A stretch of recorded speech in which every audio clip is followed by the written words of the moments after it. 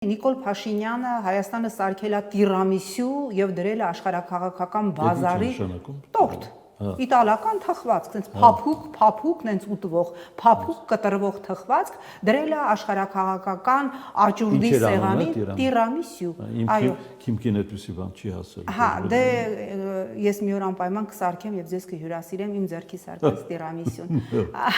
Եվ դրել է աշխարհաքաղաքական աճուրդի սեղանին եւ ես այստեղ ուզում եմ հիշացի, մենք անդադ ինչ որ մեր ռազմավարական գործընկեր Ռուսաստանից կամ Արևմուտքից անդադ ինչ որ պահանջում ենք, որ իրանք մեր շահը սպասարկեն, այստեղ նորից պիտի հիշեմ այն Վանոյին, որ ասում էր մեռանք ռսին բացատրելով իր շահը։ Ոչ մեկին պետք չի բացատրել իր շահը, եթե դու քո երկրի շահը չես սպասարկում, չես պաշտպանում, եթե բանակցություններում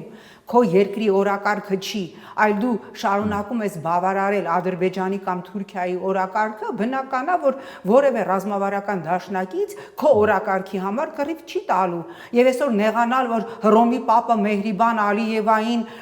շքանշանով պատկեվատրվեց կամ Ռուսիո Կիրիլ Պատրիարքը իշխանուհի Օլգայի շքանշանով պատկեվատրվեց։ Բնականաբար, ունեցի այնքան պետության արժանապատվություն, որ կարողանաս քո շահերը սպասարկես։